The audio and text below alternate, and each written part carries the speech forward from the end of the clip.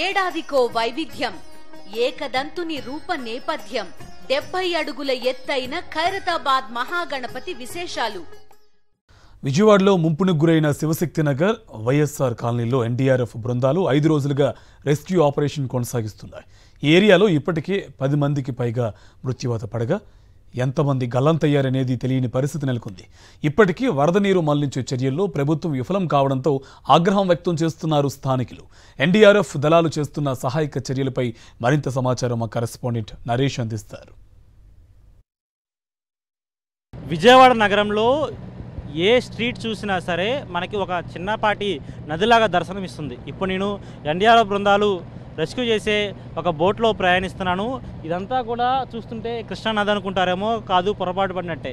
పూర్తిగా ఇదంతా కూడా శివశక్తి నగర్, అదేవిధంగా వైఎస్ఆర్ కాలనీ ఈ విధంగా నీట మునిగాయి. పూర్తిగా కూడా బోట్లో తప్ప కనీసం నడుచుకొని కూడా వెళ్ళిన సిచ్యువేషన్. 6 అడుగులకు పైగా పూర్తిగా కూడా మునిగిపోయిన దృశ్య కనిపిస్తున్నాయి. మొత్తం అంతా ఈ కాలనీ మొత్తం నీట మునిగింది. 6 రోజులు గడుస్తున్నా సరే ఎక్కడా కూడా ఇటువంటి సహాయక చర్యలు ప్రారంభించిన దుస్థితి. బోట్లో మాత్రమే ప్రయాణించాల్సిన పరిస్థితి ఏర్పడుతుంది. చూస్తున్నాం మన వెనకాల ఒక ప్రైవేట్ బోటు కూడా వస్తుంది.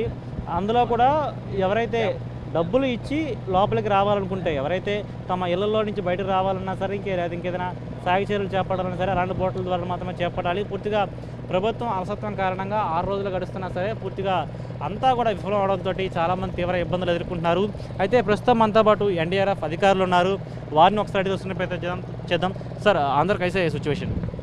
अंदर सिचुएशन अभी हमको आके 5 दिन हो गया. 5 दिन से तो अभी कुछ भी पानी कम नहीं हुआ है. तो अभी क्या है, पानी में बीमारी बढ़ रहा है, पानी भी गंदा हो रहा है और बहुत सारे लोग अंदर हैं, उनको बाहर जाना है और उनको खाना भी देना है, पानी भी देना है. वो ट्रैक्टर से जा रहा है लेकिन ट्रैक्टर वहाँ पहुँच नहीं पाता है, पानी ज़्यादा होने. देख लो कितना पानी है, बहुत ज़्यादा पानी है, इसलिए अंदर जा नहीं सकते हैं. अभी एनडीआरएफ से 5 एनडीआरएफ है, वो जाके अंदर खाना घर घर जाके दे रहे हैं. और जो लोग जैसे ज़्यादा एज वाले हैं, कोई बीमार है, कोई डिलीवरी पेशेंट है, उनको हम अंदर से रेस्क्यू करके ला रहे हैं और बाहर छोड़ रहे ले जाके. कितने लोग बचा है कि? हम अभी तक 5 दिन में 500 के करीब हो गए बाहर लाए हैं. लेडीज जेंट्स जो भी ज़्यादा एज वाले हैं, डिलीवरी पेशेंट है और जो ज़्यादा सीरियस है, बच्चे हैं छोटे, उनको निकाल के ला रहे हैं. आप कितने लोग मर गए अंदर? हम आए तब से तो कोई मरा नहीं, उससे पहले का पता नहीं. हम जब से आए कोई मरा नहीं अंदर आज. हाँ, कोई भी नहीं मरा. पूरा कॉलोनी में कितने लोग अंदर है? इस कॉलोनी, एक कॉलोनी में कम से कम 5000-4000 ऐसा है. बड़ा कॉलोनी है, बहुत बड़ा कॉलोनी है. रेस्क्यू ऑपरेशन कंटिन्यू है? हाँ, रेस्क्यू ऑपरेशन 24 घंटा चालू है.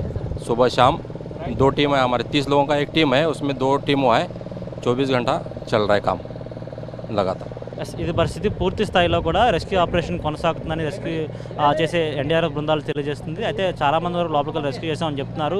పూర్తిగా చాలామంది కూడా ఇంకా వరద నీటిలో చిక్కుపోయిన అంశం కూడా వారు చెప్తున్న దృశ్యాలు అయితే మనకి పూర్తిగా కనిపిస్తున్నాయి.